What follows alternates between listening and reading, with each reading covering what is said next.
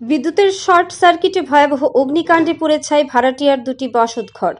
ক্ষতির পরিমাণ 25 লক্ষাধিক টাকা। বিশ্রামগঞ্জ থানাধীন পাথালিয়াঘাট ডনবস্কো স্কুলের পার্শ্ববর্তী এলাকায় এক বাড়িতে বিদ্যুতের শর্ট সার্কিটে ভয়াবহ অগ্নিকাণ্ডে পুড়ে ছাই ভাড়াটিয়ার দুটি বসতঘর। ঘটনা সোমবার সকালে। খবর পেয়ে বিশ্রামগঞ্জ অগ্নি নির্বাপক দপ্তরের কর্মীরা ছুটে আসেন বাড়িতে। ঢোকার রাস্তা সরু হওয়ার অনেকটা চেষ্টার পর লম্বা পাইপের সংযোগ ঘটিয়ে আগুন নিয়ন্ত্রণে আনেন এবং সেই সময়ের মধ্যে বাড়ির দুটি ঘর একেবারে পুড়ে ছাই হয়ে যায়। প্রাথমিকভাবে ধারণা করা যাচ্ছে বিদ্যুৎ পরিবাহী লাইনের শর্ট সার্কিট থেকে আগুনের উৎপত্তি।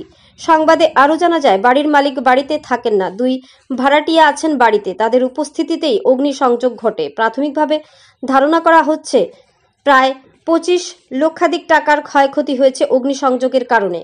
ক্ষতিগ্রস্ত ভাড়াটিয়ারা হলো সঞ্জিত দেববর্মা, সজল দেববর্মা। ব্যুরো রিপোর্ট, আরই, ধর্মনগর। ডনবস্কো স্কুলের ওটা সাইডে একটা বাড়িতে আগুন লাগে আর কি। আমরা খবর পেয়েছি বিশ্রামগঞ্জ ফায়ার সার্ভিস থেকে লগে লগে আইলাম, আইয়া আমরা আগুন নিয়ন্ত্রণ হয়। কয়টা ঘর পুরো আছে? ঘর তো প্রায় 1 বিঘা পুরো গেছে, এখন মোটামুটি সব কন্ট্রোল আছে। গাড়ি কি ডাইরেক্ট ঢুকছে না? না, গাড়ি জায়গা গেছে না, গাড়ির রাস্তা চিকন, কিন্তু আমরা অনেকটি রুলি ডেলিভারি 5 লাগানোর পরে এরপরে এই জায়গা চলতে হয়েছে আর কি। তাহলে আমরা কোন ফায়ার সার্ভিস? আমরা বিশ্রামগঞ্জ ফায়ার সার্ভিস থেকে এসেছি। আমরা পরিচয়। আমার নাম রাকেশ চৌধুরী টাইপের।